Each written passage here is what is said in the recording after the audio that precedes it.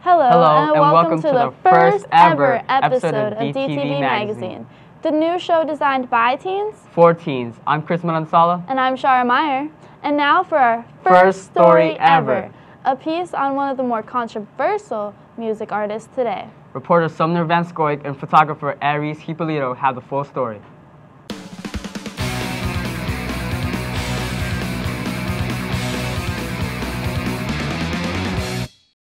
Most people who listen to music have a favorite artist. My favorite artist would probably have to be Linkin Park. Mr. Criminal. Skrillex. Kanye West. Vina Esti. The Beatles. Metallica. Aqua. I like Justin Bieber. One of the more controversial music artists is Justin Bieber. But what are some of the reasons behind these strong feelings? I like Justin Bieber because he's cute, he's funny, and from his video he's pretty down to earth. And his songs relate to real life. And he was once a normal kid, and he was lucky enough to become famous, so he understands what it's like from stars' perspective and from normal people's perspective.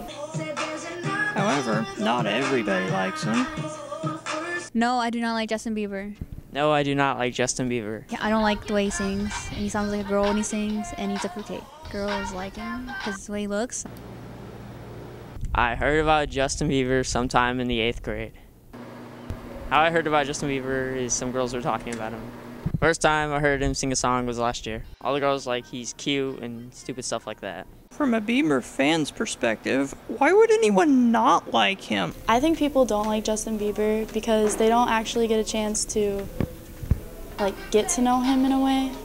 Not by talking to him, but by watching his videos and reading his blogs and stuff like that. They don't fully know him. That Should Be Me is my favorite song by Justin Bieber. I first heard Justin Bieber's song about 3.5 years ago. At first I was curious. I never heard of him before, so I was like, I should get to know him. I started listening to him more and more. So if some people don't like Justin Bieber, then who do they like? I like Adele. Adele's better because she sings better. I like Drake. The reason I like Drake more than Justin Bieber is Drake's a good rapper and Justin Bieber sounds like a little girl. In the end, every person has to decide whether or not they like him for themselves. It will either be or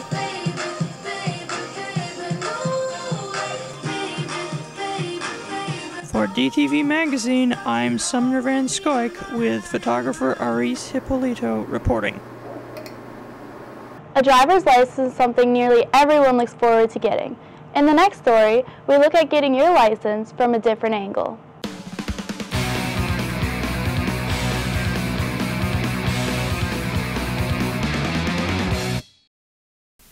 Most teens are excited when getting their driver's license. However, they are very nervous to take the DMV test. But there is another option, behind the wheel. Well, if I were to describe behind the wheel to you, basically what behind the wheel is you'll go out with a partner for 6 hours, and you'll drive around the city here, and you'll focus on some parking, driving on freeways, intersections, those different things, and to get to see what your experience level is, and that gives us an indication if you're drivable as a student. And once you finish doing behind the wheel, then we issue you a certificate that you can take to the motor vehicle department that gives you your G license, your graduated license. Teenagers think that behind the wheel is just another form of the DMV test at school. The difference between the two tests is the motor vehicle department, they're not going to be very instructional. They'll have their chart where they have the point system for each mistake that you'll make, and they're just counting points. You start at 100 points, 100%, and once you hit 80 through subtraction, then you don't pass. The test is a lot more complicated than behind the wheel. As long as you do driver's ed, pass the test, and then do behind the wheel, all you have to do is take papers to the DMV. They pretty much hand you your license. If you go to the DMV, you got to take the test, and you have to wait in line again, then you have to take the behind the wheel test, and then you got to wait in line again, and then you get your license. Why would students want to take behind the wheel? Behind the wheel, I think the advantage is it's more teacher centered in that we're trying to make sure that you have the skills and not sitting there just grading you.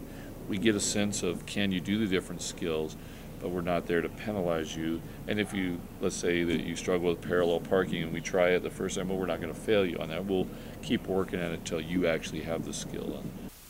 You would think you would be just as nervous for behind the wheel, but that is not necessarily true.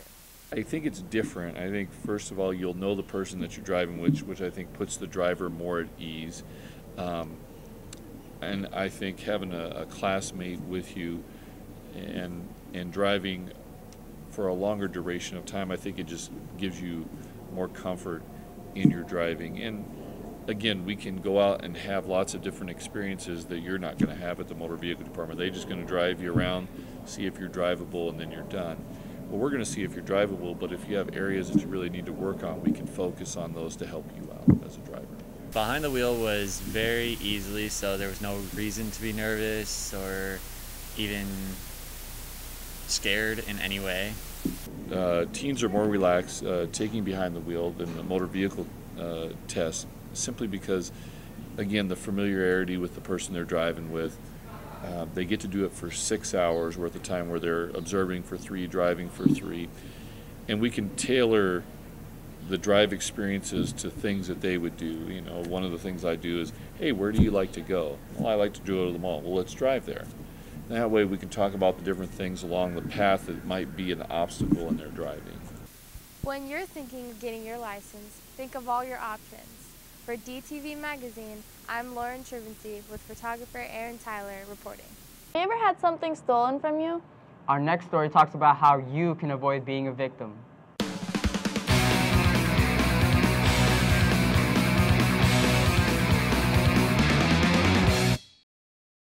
On Dobson campus, theft is a big problem, so we decided to look into it. Theft is a big problem on Dobson's campus.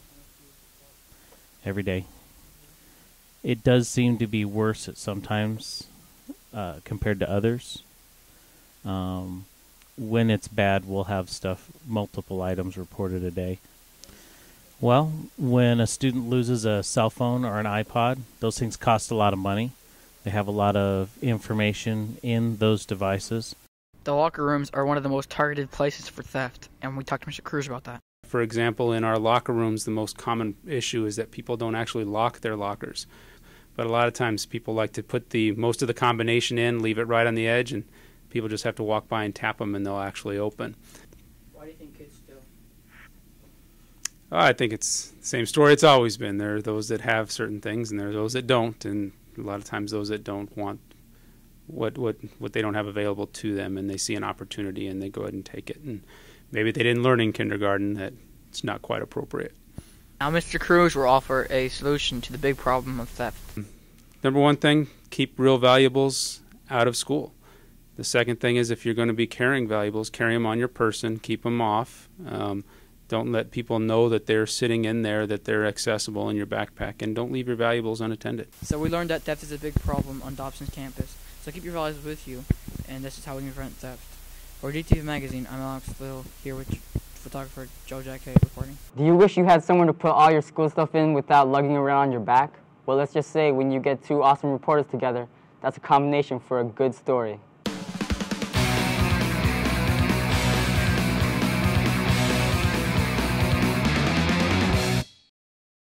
Here at Dobson, you might have noticed that we don't have lockers, but is that really a bad thing? Let's hear what our students and staff have to say. I think we should have lockers because a lot of people carry around stuff that kind of hurts their back, and they can just put it in their lockers instead of carrying it around all day. I probably would be against the lockers just for the fact that it's a good place for people to put things maybe that shouldn't be there.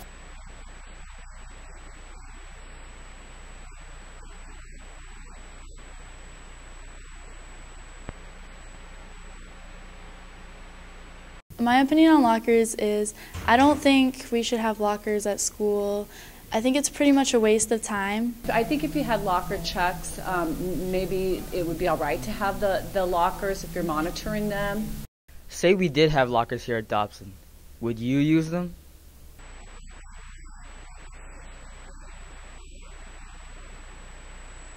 I would definitely use the lockers if we had them. I do think that they would use them. I think some kids would actually utilize them for the right purposes. Most likely I would not use lockers if it came to the school. For DTV Magazine, I'm Chris Maransala with photographer Dino Jagger reporting. Not a lot of people like school, so it's kind of hard to find school spirit. Unconvinced, the DTV reporters John and DeRay decided to go find some.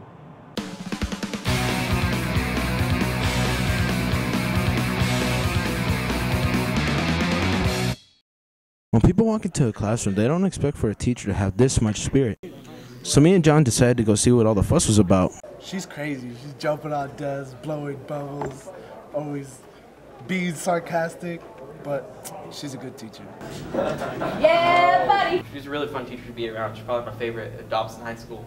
She makes everything like if I take a test, she would make it fun. I love taking tests in her class. You're a study guy, you should be a rock star on this quizzical. Nope, testicle. Afterwards, we decided to go visit Miss Hinz. Well, we do have to do homework because I can only do so much when I'm in the classroom, but I try to do a whole bunch of different learning ways while we're in there. So we'll take notes, we'll draw it out, we'll talk about it. And then I only give homework probably about 3 times a week, so they'll take it home so it's not overwhelming, but it's just to ensure that they understand. So when they come to my class the next day, we can go over it, and if someone really didn't understand it, that's no big deal. We're human, we're going to make mistakes, but I want to make sure that they're learning at the same pace as a class, because we're a family. For DTV Magazine, I'm John DeRay Valencia Sanchez. With photographer John Mansell reporting. Boom! Let's clap it out. 2, ready, ready, ready, go! Okay, I think we're ready. Have you ever wondered why some seniors can leave campus for lunch and others can't? Our very own Shara and Logan looked into it and discovered a few inconsistencies.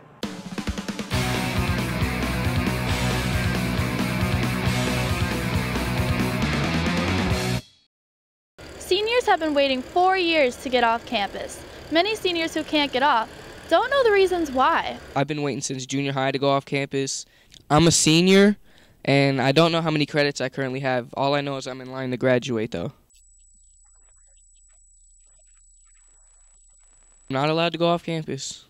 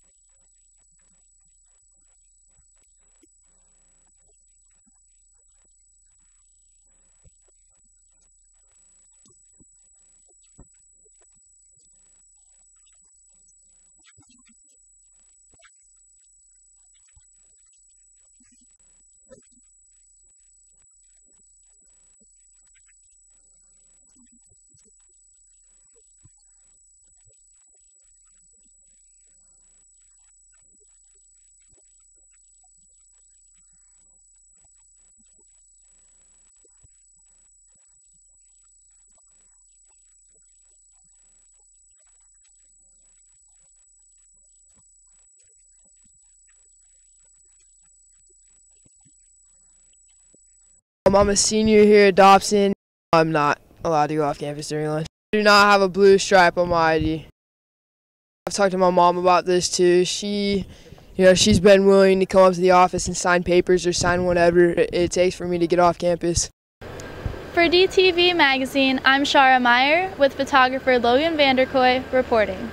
There's a number of safety procedures your school goes through to keep you safe. In our next story, we show you how your school attempts to preserve your safety.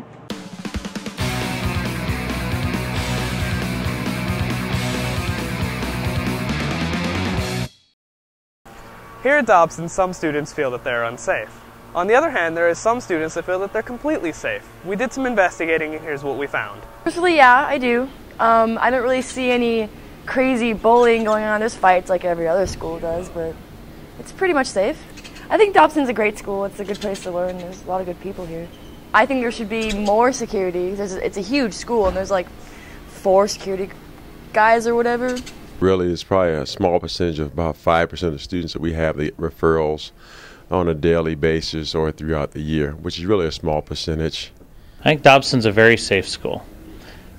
That being said, with 3,000 students, we have the exact same problems that the surrounding community has, because the students bring the same problems that are in their families. So there's good and bad to every school. Overall, we have a great school. School security cameras are pretty cool. They have a lot of capability. They can zoom, they can pan, they can focus in on something.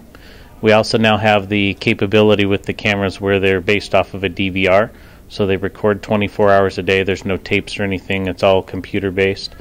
So that if there's an incident that happens at night or over the weekend, we can go back and review footage.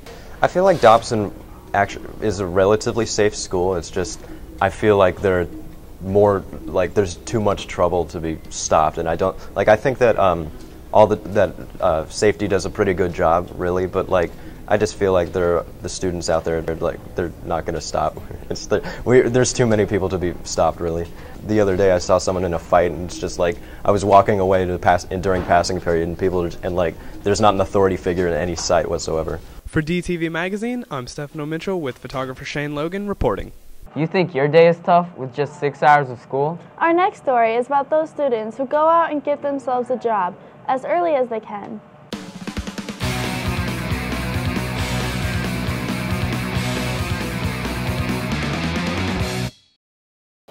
Being a student in high school is hard enough with the day-by-day things that you had to do, but can you imagine doing all that and having to balance a job at the same time? A lot of students are finding that they have to help out their families or themselves if they need a car, insurance, food, help with rent, that those basic needs and priorities take top, priorities. Some students like this one truly understand the idea of balancing between school and work. Sometimes it's hard, like school and working. Sometimes I get stressed out when when am I going to have time for homework? Some days, when I have a lot of homework and I'm when am I going to do all this? When am I going to have time to do all this? Sometimes I get home 11, 11:30. I'm up until 1 o'clock, sleep 4 hours, so sometimes I get stressed. With all this hard work, will students have any time left for themselves? It's a really fine balance, because school as a teenager is your main job, and then when you add another paying job on top of that, I've seen students have to manage their time really, really well. Some students find a balance by working on the weekends or in the evening time, but some of them are working, 5-6 days a week. That makes me think, how do you balance studying, eating, sleeping? When do you have time for anything else? So I'd say it's a big, big challenge. With working and schooling put together, do students come to the conclusion of just choosing one over the other? Some of those other things are the immediate need. They have to be able to have a place to live. You have to make money to keep the lights on. Then it might cause some students to say, this is my priority, and unfortunately school is on the back burner. School is the main priority right now. Work's just getting some extra money right now, So ask yourself, do you think that going to school and trying to balance work is a good idea? From DTV Magazine, this is Hector Salinas with photographer Trevor Arjona reporting. Have you ever wished that you could just sit around and play video games in class? The following story is about a class on campus that might just be what you're looking for.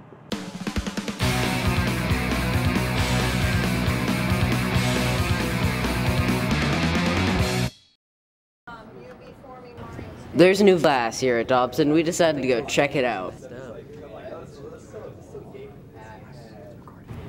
We got an interview with the teacher to see just what this new video game design class is all about. Alright, got this. Awesome. Students take video game design because they want to learn the principles of video game design. They want to learn about the game concepts, the various gaming genres that are out there, but most importantly, they want to learn how to create their own video games.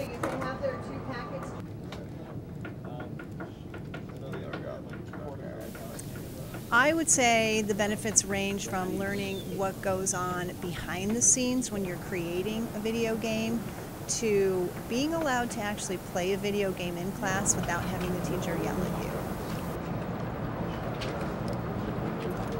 This class reinforces a lot of the core concepts that the students learn in their other classes. For instance, math. We use a lot of math that's integrated into this class. And then also how to develop a product from start to finish. It shows them how to plan a project, how to create it, how to build it from the ground up. And this can be applied to numerous everyday situations. But most of all, they get to have fun while they're learning. For DTV Magazine, I'm Brighton Zimmerman with photographer William Johnson, reporting. Many people believe that the various sports classes are the toughest things here on campus. DTV reporters Sean and Adam went out of their way to prove that marching band is not as simple as some would suggest.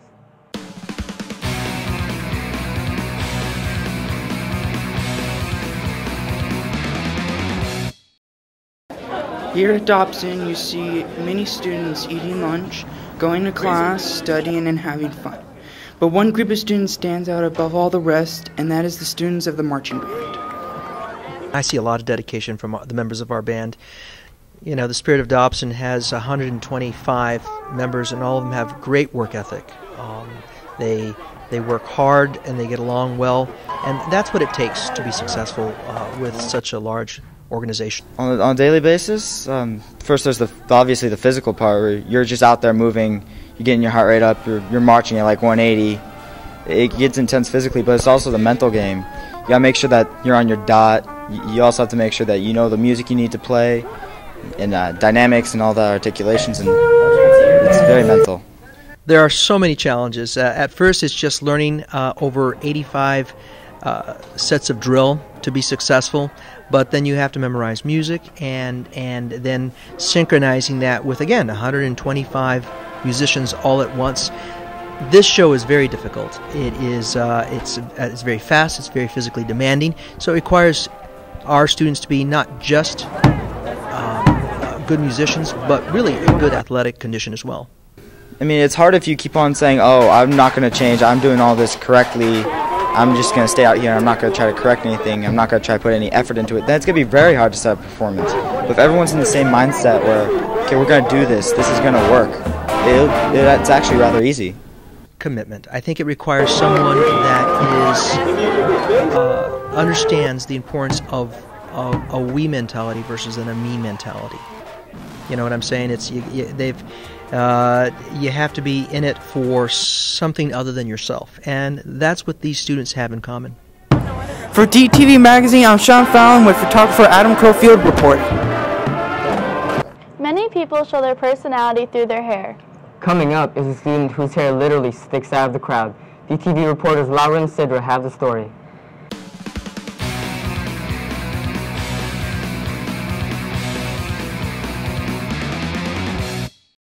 Here at Dobson, there are many unique hairstyles. I will. But nothing compares to Anthony Celaya. I know Anthony Celaya as a student. He was in my CP chemistry class, but more so he's also an athlete from track and field. He runs the distance event, and he's also on the cross country team. I think Anthony's hair alludes to something about Anthony's personality. He's a guy that pushes the envelope. He likes attention. I love Anthony's hair. It's one of those things that, because of its height, first of all, and because periodically he colors it, I think it's just a cool element on our campus that he's got the personality to carry it off and the courage to wear it around campus, and now it's just one of our things. So then we asked him why he even wanted a mohawk. I just wanted a mohawk one day. I was watching this rock stuff and I saw this guy with a mohawk, and I don't know what it was, honestly. I think it might have been a commercial, but I just wanted one. I'm like, I want a mohawk. So we went around campus asking students their opinion on Anthony's hair. I think Anthony's hair is really cool and it's really unique, and it's definitely different. When he walks down the hall, you can definitely tell that it's him. I think it's really cool how he can mohawk his hair like really high like that. It's pretty cool, and if I was a guy, I wouldn't be able to rock it as good as he can. I sit right in back of Anthony. His hair doesn't really distract me, but whenever I'm like done doing my work or something, I just want to touch it. For DTV Magazine, I'm Sidra Peterson here with photographer Laura Aguirre reporting. Well, there you have it, Mustangs. We hope you enjoyed our very first DTV broadcast. If you have an idea for a story, send an email to dtvmagazine@gmail.com. I'm Shara. And I'm Chris. Have a great day in the land of the Mustangs.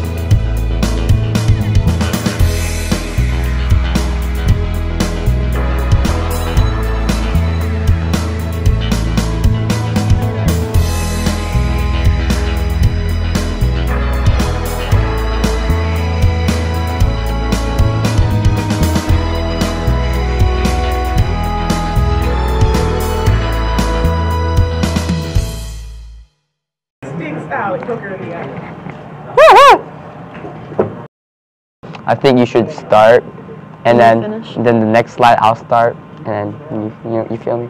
Feel me? Oh yeah, so every other. So every other one? Oh you start every other one, because I'm too important. Well, I think you should start. Skyrim Scrim. and Battlefield 3 is overrated. Oh, you just got schooled well. Where is Mr. Bushman? Chris's Asian face. Our very own Scharmeyer looked into it and discovered a few I can't read that word. Never mind. Inconsistency. This is Disney 365. Don't you think? Signing off. Get connected.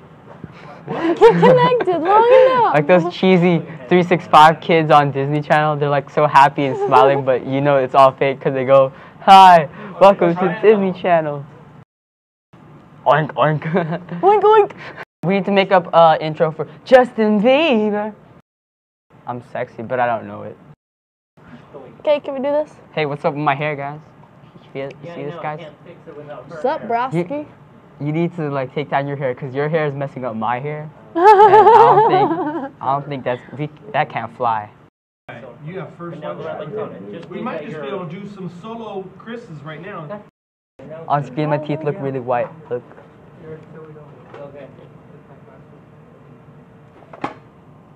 Hey, Sidra. That you made on this. Brought to you. The story is about something missing here at Dobson that you made. Oh, Here that Dobson is lockers or no lockers. I'm not gonna say that. Oh, you see that little lightning bolt next to the wall? Well, people say I have no idea. Read it. You memorize that entire thing. Chris.